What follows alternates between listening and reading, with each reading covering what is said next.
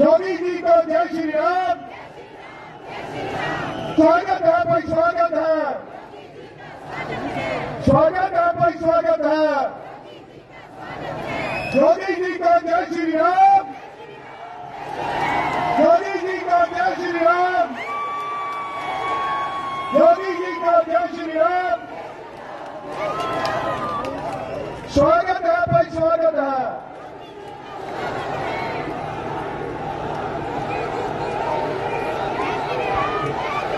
योगी योगी योगी योगी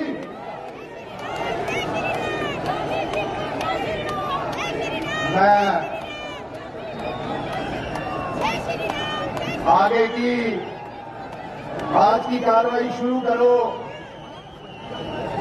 हम सब के बीच में जिस घड़ी का, जिस शख्सियत का इंतजार था, वो हमारे बीच में उपस्थित है। मैं तमाम जम्मू कश्मीर निवासियों की तरफ से और विशेष करके कठुआ निवासियों की तरफ से आदरणीय योगीराज जी महाराज का इस कठुआ की पवन धरती पर स्वागत करता हूं और मैं आभार भी प्रकट करता हूं कि आपने अपने योग में जीवन से अमूल्य समय निकालकर आपने राजनीति में प्रवेश किया। ये मैं नहीं, ईश्वर किया गया है। वेदों में ईश्वर ने कहा कि योगी का धर्म है, योगी का कर्तव्य है धर्म की स्थापना करना। योगी का कर्तव्य है कि अगर शस्त्र उठाने की जरूरत पड़े राष्ट्र और समाज के लिए, तो योगी का योगी कर्तव्य है। योगी जी का ये भी कर्तव्य है कि अगर देश निर्माण, राष्ट्र निर्माण, विश्व निर्माण के लिए अगर राजनीति में प्रवेश करना पड़े, तो वो कर्तव्य भी योगी जी का है। आज ऐसे योगी महाराज हमारे बीच में इस कठुआ की धरती पर पहली बार आए हैं। मैं सब लोगों से निवेदन करूंगा, आगे वालों से, पीछे वालों से, कि ताली में गड़गड़ाहट से अपने अपने स्थान पर खड़े होकर माननीय योगी जी का स्वागत करें। हाँ, मैं निवेदन करूंगा माननीय हमारे सांसद और प्रत्याशी डॉक्टर देवेंद्र सिंह जी से कि आदरणीय योगी आदित्यनाथ जी के ऊपर डोगरा पगड़ी पहनाकर उनका सम्मान करें।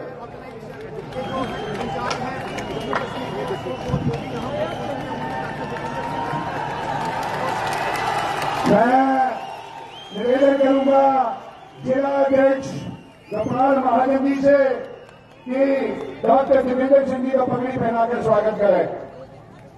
बसोली के जिलाध्यक्ष दर्शन जी, मेरा निवेदन रहेगा कि प्रदेश अध्यक्ष रविंद्र रैना जी का डोगरी पगड़ी पहनाकर स्वागत करें। क्योंकि समय बहुत कम है, मैं अपने सांसद डॉक्टर देवेंद्र सिंह जी को मंच पर आमंत्रित करने से पहले आज माननीय उत्तर प्रदेश के मुख्यमंत्री हमारे बीच में है, तो एक वाक्य शेयर मैं निवेदन करूंगा कि जिलाध्यक्ष गोपाल महाजन जी मंच पर आए अपने स्वागत भाषण के। धन्यवाद राजीव जी। आज का ये दिन मुझे लगता है कि कठुआ की धरती के लिए और स्पेशली मेरे लिए भारतीय जनता पार्टी का कार्यकर्ता होने के नाते, जिला प्रमुख होने के नाते आज बहुत बड़ा क्षण जो है मेरे जीवन के और आप सभी कठुआ के निवासियों के लिए है। मुझे पार्टी की तरफ से आदरणीय योगी जी का आदर मान सम्मान के लिए, उनका अभिनंदन करने के लिए मुझे ये मौका मिला है। तो कहीं ना कहीं मेरे जीवन को और कठुआ के जितने भी लोग यहाँ पर उपस्थित है, मेरी मातृशक्ति और जितने भी नौजवान साथी, सबके लिए बहुत बड़ा दिन है। तो आदरणीय योगी जी का बहुत बहुत स्वागत हम लोग करते हैं। उनके साथ हमारे यहाँ के सांसद एवं तीसरी बार हमारे यहाँ से प्रत्याशी डॉक्टर जितेंद्र सिंह जी, एक बार इनका भी हम लोग यहाँ पर बहुत बहुत स्वागत करते हैं। आदरणीय हमारे प्रदेश अध्यक्ष रविंद्र रैना साहब, जिनकी वजह से आज ये पूरा जनसमूह जो है भारतीय जनता पार्टी के कार्यकर्ताओं की वजह से आज ये सारा पंडाल और पूरा कठुआ यहाँ पर आया हुआ है। आदरणीय अध्यक्ष जी का भी बहुत बहुत स्वागत हम लोग करते हैं, आदरणीय अशोक जी का, और मंच पर जितने भी हमारे सभी बड़े नेतागण, आदरणीय डॉक्टर जितेंद्र सिंह साहब और यहाँ पर उपस्थित सभी त्रिपुरा निवासी जहाँ पर आए हुए मातृशक्ति नौजवान साथी, मैं देखा हूँ बड़ी संख्या में लोग इस क्षण का, इस पल का इंतजार कर रहे थे। सड़कों में भी लोग हजारों की संख्या में खड़े हुए हैं। तो कहीं ना कहीं ये प्रतीत होता है भारतीय जनता पार्टी के साथ आदरणीय प्रधानमंत्री जी के पर और आदरणीय योगी जी पर ये जनता जो है बहुत बड़ा विश्वास करती है। एक बार फिर से पुनः मैं आदरणीय योगी जी का बहुत बहुत धन्यवाद करता हूँ, अभिनंदन करता हूँ। आप अपना कीमती समय निकाल कर इस कठुआ की धरती पर यहाँ पर पहुंचे। एक बार बहुत बहुत धन्यवाद। जय हिंद, जय भारत। माननीय हमारे प्रत्याशी डॉक्टर जितेंद्र जी को मैं मंच पर आमंत्रित करूं। माननीय चीफ मिनिस्टर साहब यहाँ बैठे हैं। मैं एक वाक्य बताना चाहता हूं कि जब हम 14 में चुनाव में थे तो डॉक्टर साहब ने कहा, मेरे को लगता है कि कठुआ के लोगों का बहुत बड़ा समर्थन हमारे पक्ष में है। तो इन्होंने तब एक वादा किया था कि अगर कठुआ ने मन बनाया है तो कोई ताकत नहीं कि हमें कहीं यहाँ से जिता कर न भेजे। मगर इन्होंने कहा है अगर कठुआ ने मन बनाया है, मेरा वादा है कि कठुआ न्यूक्लियस रहेगा। इस पार्लियामेंट्री कॉन्स्टिट्यूएंसी में माननीय मुख्यमंत्री साहब, डॉक्टर साहब ने हमें मेडिकल कॉलेज देने का काम किया, डॉक्टर साहब ने हमें इंजीनियरिंग कॉलेज देने का काम किया, डॉक्टर साहब ने हमें शाहपुरगंडी देने का काम किया, डॉक्टर साहब ने हमें ऊंच मल्टीपर्पज प्रोजेक्ट देने का काम किया। विशेष रोड का इंफ्रास्ट्रक्चर, हेल्थ का इंफ्रास्ट्रक्चर, एजुकेशन का इंफ्रास्ट्रक्चर सारे कार्य किए हैं। ऐसे डॉक्टर साहब को जब मैं आमंत्रित करूं, मैं नारा लगाऊंगा, doctor Jitendra Singh, doctor Jitendra Singh. Adityanath has arrived here. He is going to campaign for BJP candidate Dr. Jitendra Singh. Udhampur goes to the polls in the first phase of Lok Sabha election. Kathua की इस पावन धरती पर, शूरवीर शहीदों की बलिदान भूमि पर, श्यामा प्रसाद मुखर्जी, पंडित प्रेमनाथ डोगरा, ठाकुर बलदेव सिंह की कर्म भूमि पर,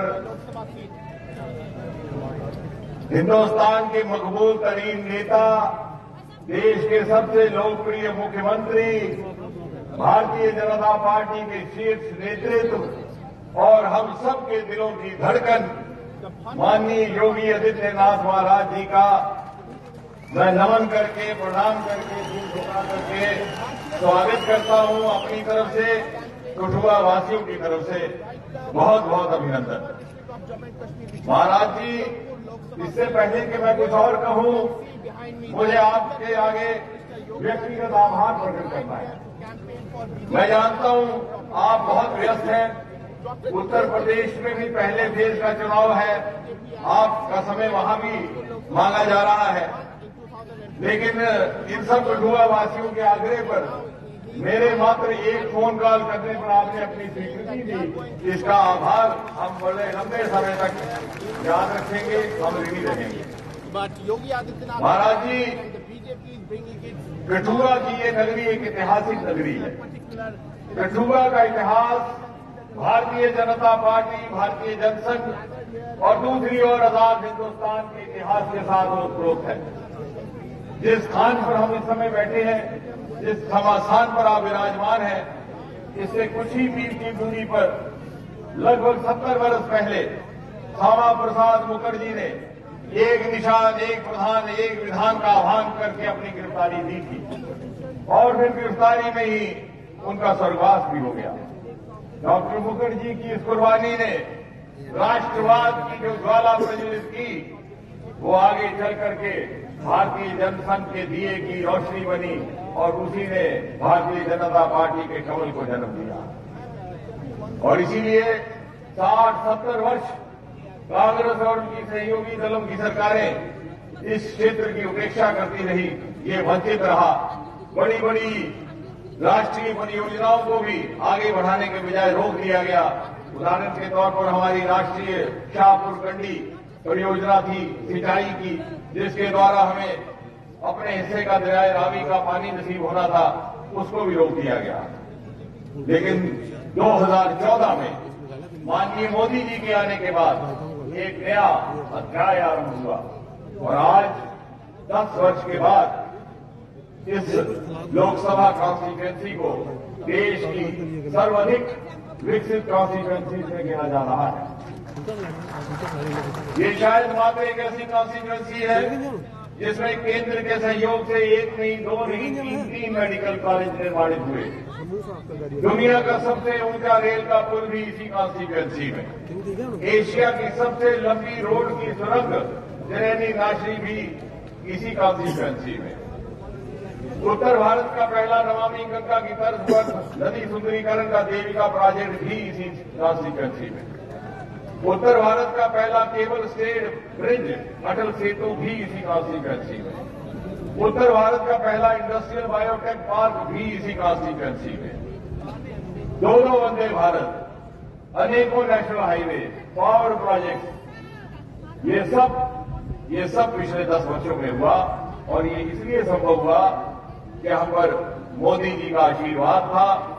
कांग्रेस के द्वारा तुष्टीकरण, क्षेत्रीय भेदभाव और वोट बैंक की राजनीति के कारण जो हमारी अवहेलना हुई थी, उसकी पूर्ति इन 10 वर्षों में हुई। और ये तभी संभव हुआ कि मोदी जी का आशीर्वाद था। और महाराज जी, आज आपके चरण यहां पड़ने से मोदी जी के आशीर्वाद के साथ साथ हमें योगी जी का भी आशीर्वाद प्राप्त हो रहा है। योगी जी, यहां के लोगों में महाराज जी के प्रति एक अजीबोगरीब किस्म की श्रद्धा है। वो आपको एक आदर्श मानते हैं और जिस प्रकार से आपने उत्तर प्रदेश की तकदीर और तस्वीर बदली है, उसका अक्सर उदाहरण देते हैं। हमारी बेटियां, हमारी बहनें, जिस प्रकार से आपने उत्तर प्रदेश में महिलाओं की सुरक्षा सुनिश्चित की है, उसका उदाहरण देकर के उल्लेख करती है। और जहां पर मोदी जी ने महिलाओं को प्राथमिकता देते हुए 10 वर्ष के अंदर 11 करोड़ से अधिक टॉयलेट निर्माण किए, वहां महाराज जी आपने उत्तर प्रदेश में उन टॉयलेट्स को इज्जत घर का नाम दिया और महिला को सुविधा के साथ साथ स्वास्थ्य और सम्मान भी दिया। और यही कारण है कि नारी शक्ति में मोदी जी को लेकर के, योगी जी को लेकर के एक अद्भुत उत्साह है। ये लोग विशाल संख्या में जो जहां आप देख रहे हैं, ये सुबह से यहां बैठे हैं, आपके दर्शन को व्याकुल है, आपके बोल सुनने को बेचैन है। मुझे अधिकार नहीं मैं इस मंच पर बहुत देर तक खड़ा रहूं। मैं पूरी विनम्रता के साथ, पूरे मान के साथ महाराज जी आपको आपके संबोधन के लिए सादर आमंत्रित करता हूं। हमारे इंतजार की घड़ी खत्म हुई। मैं निवेदन करूंगा माननीय योगी जी को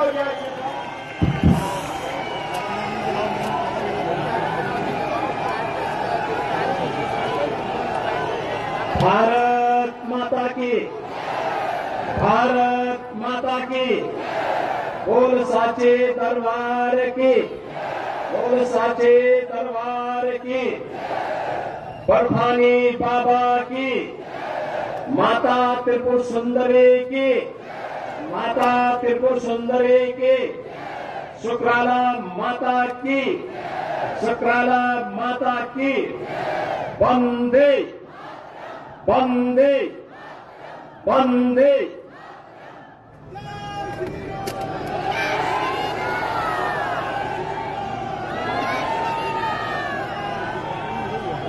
केंद्रीय मंत्री और देश की प्रतिष्ठित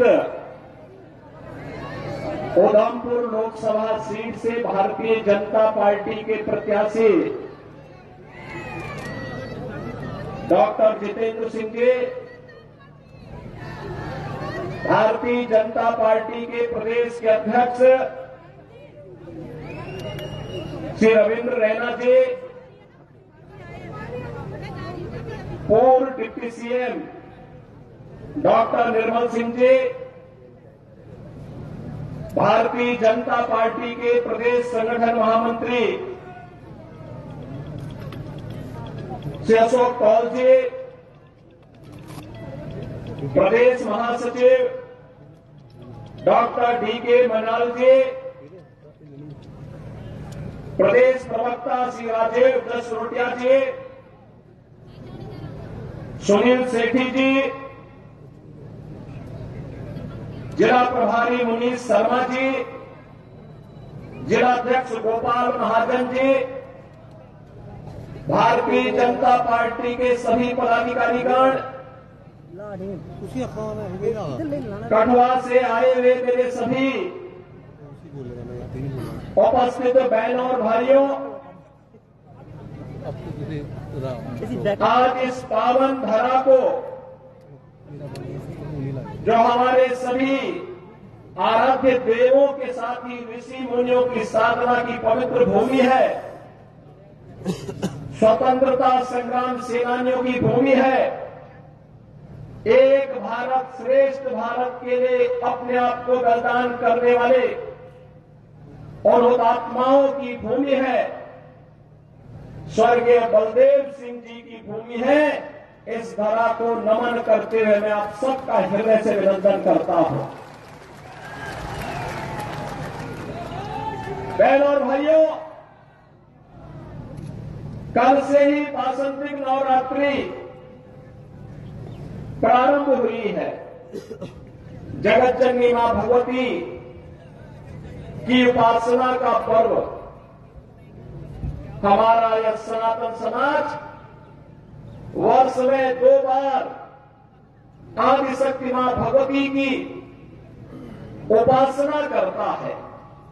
याद करिए, ये शक्ति सृजन का अवसर होता है और ये 9 दिन हम सब सनातन धर्मावलंबियों के लिए उसी शक्ति को अर्पित करने का एक अवसर है। मैं इस अवसर पर यहां की इन पवित्र स्थलों को माता त्रिपुर सुंदरी के पावन चरणों पर, यहां के शुक्राला माता के श्री चरणों में और माता वैष्णो के इस धाम को कोटि कोटि नमन करता हूं। महान स्वतंत्रता संग्राम सेनानी और महान योद्धा जनरल जोरावर सिंह को भी उनकी स्मृतियों को नमन करता हूं। बहनों और भाइयों, जब जम्मू कश्मीर की बात आती है तो भारत का सिरमौर, भारत का मुकुट हर व्यक्ति गर्व के साथ देखना चाहता है। जब जम्मू कश्मीर की बात आती है तो स्वतंत्र भारत के वे नारे एक बार फिर से गूंजते हुए दिखाई देते हैं कि जहां बलिदान जहां हुए बलिदान मुखर्जी वह कश्मीर, यही इन्हीं वादियों में नारी गूंजे थे। डॉक्टर श्यामा प्रसाद मुखर्जी ने इस सपने को साकार करने के लिए अपने आप को बलिदान किया था और बहनों और भाइयों, 70 वर्षों तक कोई सरकार निर्णय नहीं ले पाई। डॉक्टर जितेंद्र सिंह जी को आपने चुनाव जिता करके भेजा। मैं जानता हूं 2014 में हम दोनों साथ साथ सांसद थे और तब भी जब भी जम्मू कश्मीर की बात आती थी, बेझिझक एक सांसद के रूप में, एक मंत्री के रूप में बोलते थे कि मैं पहले वहां का नागरिक हूं, धारा 370 समाप्त होनी ही चाहिए और वहां का विकास होना ही चाहिए। और आज मैं बधाई देता हूं आप सबको, प्रधानमंत्री मोदी जी के प्रति आभार व्यक्त करता हूं, गृह मंत्री अमित शाह जी के प्रति आभार व्यक्त करता हूं, जिन्होंने आतंकवाद की इस जड़ को सदैव के लिए समाप्त करके आज कश्मीर में यह साबित कर दिया है कि दिल्ली का लाल किला हो या श्रीनगर का लाल चौक, चारों ओर उत्साह है, उमंग है, क्योंकि यह क्षेत्र आज विकास की मुख्य धारा के साथ जुड़ा हुआ है। बहनों और भाइयों, जो विकास है आज आप देख रहे होंगे, 4 लेन और 6 लेन की एक्सप्रेसवे, मेडिकल कॉलेजेस का संचालन, इंजीनियरिंग कॉलेज, यहां पर सिंचाई की सुविधा, हर घर नल की योजनाएं, ये सब हो ही रही है। लेकिन सबसे बड़ी बात ये, पूछिए इन लोगों से जो लोग इस देश के विभाजन के जिम्मेदार हैं, कांग्रेस से प्रश्न पूछा जाना चाहिए, आखिर हमारा हिंदुस्तान 1947 में आजाद हुआ, लेकिन कांग्रेस की सत्ता लिप्सा ने आजादी के एक दिन पहले देश का दुर्भाग्यपूर्ण विभाजन भी करवाया। और बहनों और भाइयों, स्वतंत्र भारत में हमने हमेशा अपना एक धर्म माना, और वह धर्म माना राष्ट्र धर्म। हम अपने राष्ट्र को सर्वोपरि मानते हैं। मेरी व्यक्तिगत कोई भी आस्था होगी, कोई भी उपासना विधि होगी, लेकिन अगर वह राष्ट्र के मार्ग में बाधक है, मैं उसको दरकिनार करके रखता हूं और पहले कहता हूं कि मेरा देश रहना चाहिए। मेरे लिए मेरे देश की स्वतंत्रता, मेरे देश की संप्रभुता और इसकी अखंडता सर्वोपरि रखती है। और इसीलिए आज न केवल भारत एक ग्लोबल पावर के रूप में आगे बढ़ रहा है, अभी तो बहनों और भाइयों आप देख रहे होंगे, अन्य दिनों में तो आप छोड़िए, भारत सरकार के साइंस एंड टेक्नोलॉजी के मंत्री भी डॉक्टर जितेंद्र सिंह जी हैं, प्रधानमंत्री कार्यालय के मंत्री भी डॉक्टर जितेंद्र सिंह जी हैं। कोरोना कालखंड में पहली बार आपने देखा होगा, भारत के वैज्ञानिकों ने यानी दो ऐसे वैक्सीन दिए जो दुनिया के अंदर कोरोना जैसी महामारी की अचूक दवा है, अचूक दवा। आपने देखा होगा, सबसे प्रभावी वैक्सीन भारत ने दी, फ्री में वैक्सीन, फ्री में उपचार, फ्री में टेस्ट 140 करोड़ भारतवासियों को भारत की सरकार ने प्रधानमंत्री मोदी जी के नेतृत्व में प्रदान किया। और बहनों और भाइयों, 4 वर्ष से फ्री में 80 करोड़ लोगों को राशन की सुविधा, और अगले 5 वर्ष तक राशन की सुविधा फिर से प्राप्त होने वाली है भारतवासियों को। आप सोचो, 140 करोड़ में से 80 करोड़ लोगों को 4 वर्ष से फ्री में राशन की सुविधा अगले 5 वर्ष तक मिलना है। और दूसरी तरफ 1947 में भारत से अलग हुआ पाकिस्तान भीख का कटोरा लेकर के दुनिया के अंदर भीख मांगता हुआ दिखाई दे रहा है।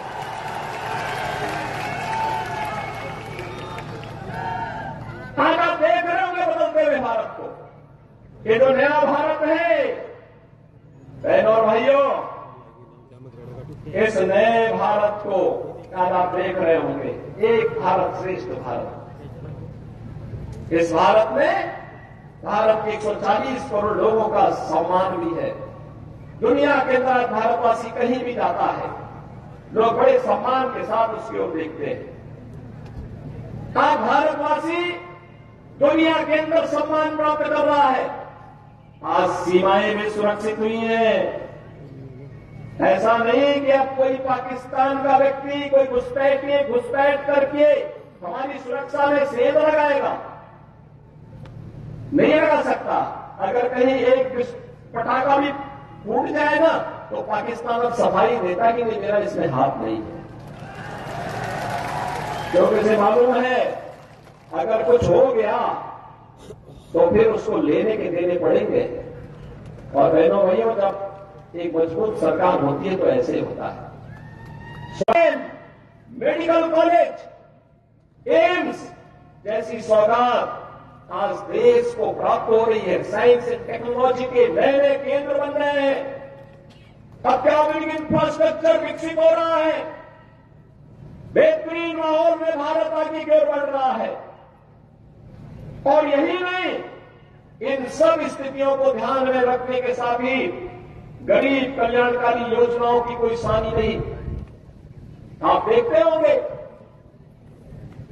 न केवल जम्मू कश्मीर में, पूरे भारत के अंदर भी आप देखते होंगे 80 करोड़ लोग फ्री में राशन की सुविधा का लाभ प्राप्त कर रहे हैं।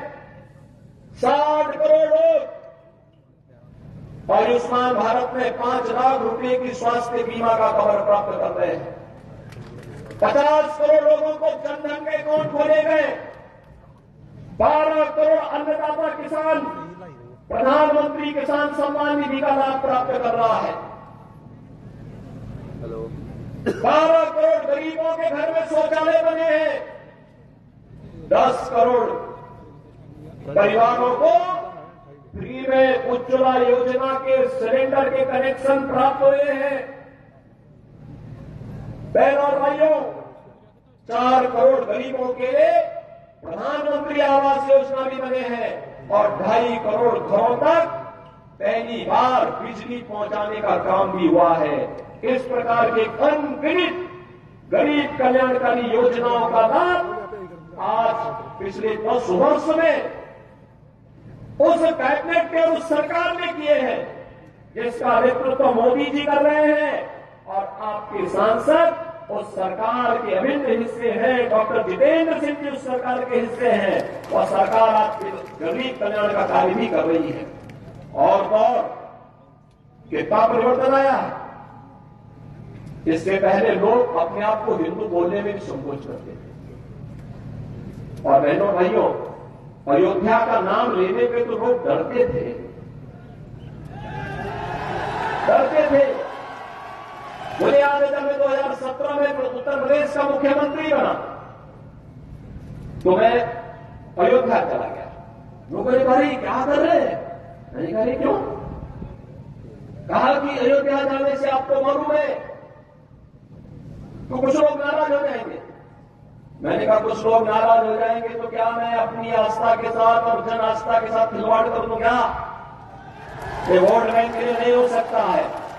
हमने कहा अयोध्या में भव्य दीपोत्सव के आयोजन की तैयारी करो। और बहनों भाइयों, अच्छी सरकार बनती है तो 500 वर्षों का इंतजार भी समाप्त हो जाता है। आप अयोध्या में राम मंदिर का निर्माण हुआ है ना, क्या ये काम कांग्रेस के लोग कर पाते क्या? अयोध्या में राम मंदिर का निर्माण कांग्रेस कर पाती क्या? बहनों भाइयों, कांग्रेस ने तो कहा था कि राम हुए ही नहीं, कृष्ण हुए ही नहीं। जो एक्सीडेंटल हिंदू थे वे राम और कृष्ण पर ही प्रश्न खड़ा कर दिए थे। इससे बड़ी आस्था के साथ खिलवाड़ दूसरा नहीं हो सकता। बहनों भाइयों, कैसे इन्होंने अपमानित करने का प्रयास किया था। राम और कृष्ण के अस्तित्व पर ही प्रश्न खड़ा करके हमारे आराध्य देवों को नकारने का प्रयास किया था। लेकिन आज अयोध्या में भव्य राम मंदिर का निर्माण न केवल हो गया है बल्कि आज आप अयोध्या जाएंगे, आपको आज परिवर्तन देखने को मिलेगा। अयोध्या में लगेगा जैसे त्रेता युग का अयोध्या यहां उतर आया है, साक्षात उतर आया है। जब अच्छी सरकार आती है तो यही होता है। अच्छी सरकार आती है यही होता है। काशी में आप जाइए, काशी विश्वनाथ धाम बन गया है। लोग बोलते थे काशी विश्वनाथ धाम संकरी गली थी, बड़ा मुश्किल 5 लोग जा पाते थे। आज 50,000 श्रद्धालु भी एक समय वहां आ जाए मंदिर परिसर में, कोई समस्या नहीं है, कोई समस्या नहीं है। आस्था का सम्मान कैसे होना चाहिए, यह कार्य भी आज देखने को मिल रहा है। नौजवानों के लिए रोजगार की व्यवस्था, जीविका की व्यवस्था कैसे होनी चाहिए, यह कार्य भी आज देश के अंदर बखूबी आगे बढ़ रहा है। और बहनों और भाइयों, यही नहीं, हमें सुरक्षा भी करनी है और देश को समृद्धि के नई ऊंचाइयों तक भी लेके चलना है। इस पर जो कार्य वर्तमान में हो रहा है ये किसी से छुपा हुआ नहीं है, पूरा देश इस बात को जानता है। आपने देखा होगा ये देश जब अपनी आजादी का अमृत महोत्सव मना रहा था, आजादी के 75 वर्ष पूरे हो रहे थे, देश उत्साह के साथ जुड़ा हुआ था और उस उत्साह को और दुगना कर दिया था जब जो ब्रिटेन लगभग 200 वर्षों तक जिस भारत पे शासन किया था उस ब्रिटेन को पछाड़ करके प्रधानमंत्री मोदी जी के नेतृत्व में भारत दुनिया की 5वीं बड़ी अर्थव्यवस्था बना, 5वीं बड़ी अर्थव्यवस्था बना। और आज तो हम इसीलिए आए हैं, बहुत सारे लोग आएंगे आपके पास अपनी बात कहने के लिए, कोई जाति की बात करेगा, कोई क्षेत्र की बात करेगा, कोई भाषा की बात करेगा, कोई किसी अन्य बात की बात करेगा। हमें किसी बात में नहीं उठना है, बहुत खोया है। अब पाने का समय आया है, अपने देश को मजबूत करने का समय आया है। कठुआ को विकास की मुख्य धारा के साथ जोड़ करके अपने वर्तमान और भावी पीढ़ी के लिए उज्जवल भविष्य देना है, और इसके लिए आवश्यक है जो कार्य यहां पे पिछले 10 वर्ष के अंदर मैं सचमुच चौंका था जब मैं ऊपर से हेलीकॉप्टर से देख रहा था। यहां का विकास किस तरीके से कोई सोचता था यहां भी एक्सप्रेसवे से जुड़ेगा, यहां भी मेडिकल कॉलेज बनेंगे, यहां पे प्रौद्योगिकी संस्थान बनेंगे, यहां पे कुछ अच्छे सेंटर स्थापित होंगे। जम्मू कश्मीर को तो लोगों ने लावारिस छोड़ दिया था, भगवान भरोसे छोड़ दिया था। देश को इन्होंने किस प्रकार का व्यवहार देश के साथ किया था। बहनों और भाइयों, कांग्रेसियों के व्यवहार पर कोई आश्चर्य नहीं, क्योंकि इन्होंने पूरे देश को अपनी पपौती समझ करके उसको, जब देश के ऊपर संकट आता था, ये लोग देश छोड़ करके भाग जाते थे। किसी भी समय में आपने देखा होगा, क्या डोडा का नरसंहार किसने नहीं देखा था। लेकिन बहनों और भाइयों, अब हमारे पास वक्त आया है, पिछले 10 वर्ष में जो कार्य किया है उसके परिणाम को हमें और बेहतर तरीके से सामने लेकर के आना है, और इसके लिए तीसरी बार मोदी जी ने आपसे कार्यकाल मांगा है। मोदी जी तीसरी बार देश के अंदर भारत को तीसरी बड़ी अर्थव्यवस्था के रूप में स्थापित करने के लिए आपके पास आ रहे हैं, और इसके लिए मोदी जी के प्रतिनिधि के रूप में आपके लोकप्रिय सांसद और केंद्रीय मंत्री डॉक्टर जितेंद्र सिंह जी तीसरी बार आपका आशीर्वाद प्राप्त करने के लिए आपके पास आए। बहनों और भाइयों, अपनी सहजता, अपनी सरलता, अपने व्यवहार कुशल से न केवल उन्होंने देश के अंदर, बल्कि जो भी दायित्व ने भारत सरकार ने सौंपा है, पार्टी ने सौंपा है, उसका बखूबी निर्वहन करने की जिम्मेदारी उन्होंने जिस तत्परता और जिस प्रतिबद्धता के साथ किया है वो अद्भुत है, अभिनंदनीय है, और इसके लिए मैं आपको बधाई देता हूं। क्योंकि प्रतिनिधि आपने चुना, उनके साथ संसद में हम लोग जब 2014 में साथ सांसद थे, तब भी मैं देखता था बहुत ही सहजता सरलता के साथ किसी भी बड़ी से बड़ी समस्या का समाधान कैसे होना चाहिए, इसके लिए वह उस समस्या के समाधान पर विश्वास करते थे। बहनों और भाइयों, आज मैं आपसे ही कहने के लिए आया हूं, आज देश आज जिस नए युग में प्रवेश किया है, जिस नए भारत का हम दर्शन कर रहे हैं, यह सच है मोदी जी का नेतृत्व है, मोदी जी को इसका श्रेय जाता है। नए भारत के शिल्पी के रूप में मोदी जी का हर व्यक्ति सम्मान करता है। लेकिन बहनों और भाइयों, मोदी जी के साथ साथ आपको भी इसका श्रेय जाता है, क्योंकि मोदी जी को एक वोट देकर के आपने मोदी जी को देश की सत्ता सौंपी, देश की बागडोर सौंपी। मोदी जी को देश की बागडोर सौंपी है तो परिणाम आज आपके सामने है। अयोध्या में राम मंदिर भी बन रहा है, भारत दुनिया की बड़ी ताकत भी बन रहा है, सुरक्षा का बेहतर वातावरण भी बन रहा है, विकास के बड़े बड़े कार्य भी हो रहे हैं, गरीब कल्याणकारी योजना भी प्रभावी ढंग से आगे बढ़ रही है। अगर जनता जनार्दन वोट ही न देती, क्या हम उत्तर प्रदेश देश के सबसे बड़े राज्यों को संभाल पाते? क्या जो जम्मू कश्मीर की स्थिति थी, यहां पर पाकिस्तान प्रस्त आतंकवादी किस तरीके से तबाही मचाए हुए थे, लेकिन उत्तर प्रदेश के अंदर तो सत्ता के संरक्षण में जिस प्रकार की अराजकता थी, हर दूसरे दिन दंगा होता था, कर्फ्यू लगता था, महीनों महीनों कर्फ्यू रहता था। बहनों और भाइयों, 7 वर्ष से मैं आज उत्तर प्रदेश के अंदर मुख्यमंत्री के रूप में काम कर रहा हूं, और बहनों और भाइयों, 7 वर्ष में एक भी दंगा नहीं हुआ, वहां कोई दंगा नहीं है, कर्फ्यू नहीं है, बल्कि भगवान शिव की कावड़ यात्रा निकलती है धूम धड़ाके के साथ।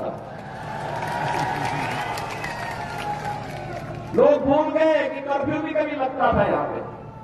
आप देखते होंगे उत्तर प्रदेश देश का पहला राज्य है जहां के धर्मस्थलों से जो माइक की चेतावनी होती सब उतर गया है, समाप्त। हवा माइक की आवाज नहीं होती है। लोग शांतिपूर्ण तरीके से विकास में विश्वास कर रहे हैं। विकास और आस्था को सम्मान किस रूप में होना है, अयोध्या उसका एक उदाहरण आपके सामने है। मथुरा वृंदावन उसका उदाहरण है। और बहनों और भाइयों, मैं तो आज अपने कटवा के बहनों और भाइयों से ही कहूंगा, आपके यहां प्रथम चरण में चुनाव है। चुनाव के बाद पदाधिकारी अपने क्षेत्रों में प्रचार के लिए जाएंगे, देश के अन्य क्षेत्रों में भी जाएंगे, लेकिन आप लोगों को फिर अयोध्या के दर्शन के कार्यक्रम जरूर बनाना चाहिए। बनाइए, हमें पहले से बता देना। आज अयोध्या में कोई समस्या नहीं है, कोई समस्या नहीं। जो पहले आज से 7 वर्ष पहले 10 वर्ष पहले अयोध्या गया होगा वो थोड़ा संकोच कर रहा होगा। अब अयोध्या बदल गई है। जैसे कठुआ में 6 लेन की एक्सप्रेस वे आ रही है ना, ऐसे अयोध्या के अंदर भी हम लोगों ने ऐसे एक्सप्रेस वे बना दी है।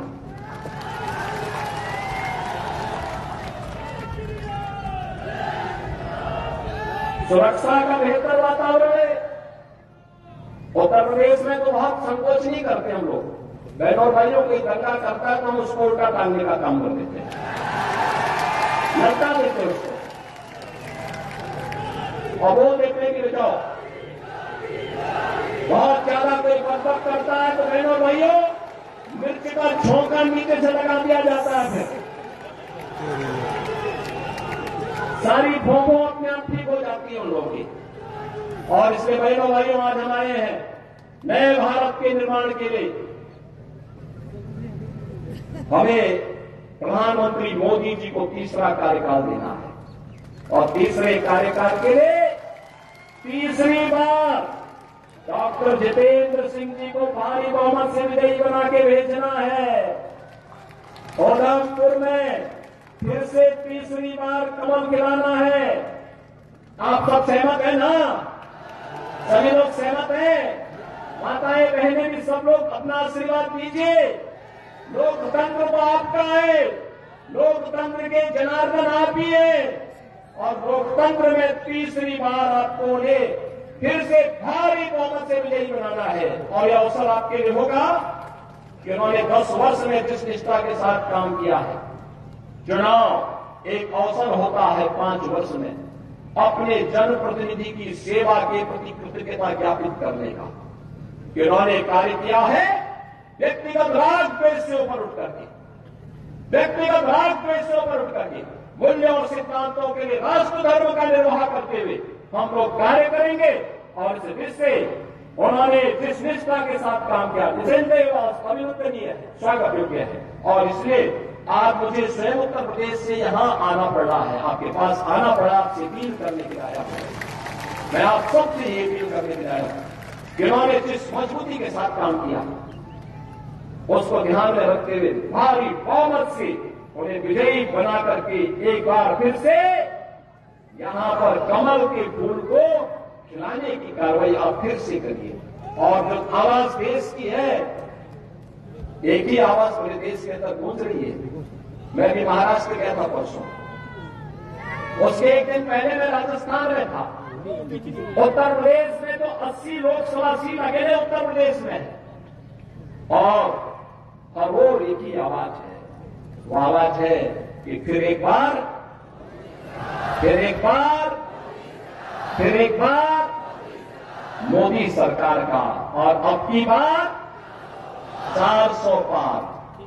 400 पार के लिए सहमत है ना?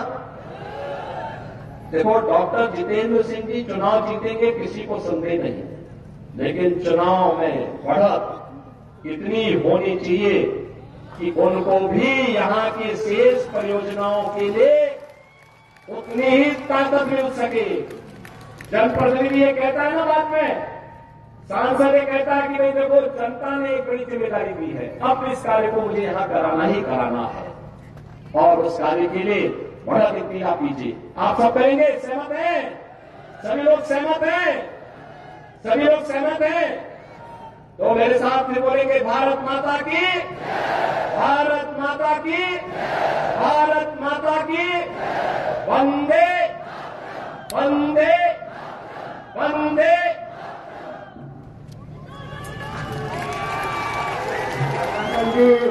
सबका धन्यवाद करें। अभिनंदन जी,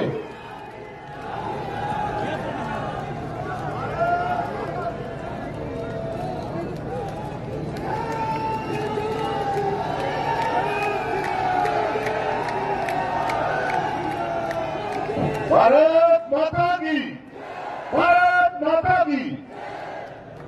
मैं जहां हमारे महाराज योगी आदित्यनाथ जी का तहे दिल से धन्यवाद करता हूं कि जो जेके ड्यूटी पर वे इस बार में वो आए, पूरी कठुआ की ओर से मैं उनका तहे दिल से धन्यवाद करता हूं। जितने भी हमारे माननीय जहां आए मैं सबका धन्यवाद करता हूं, और जितनी हमारी जनता जनार्दन जहां आई मैं सबका तहे दिल से धन्यवाद करता हूं। जय हिंद, जय भारत।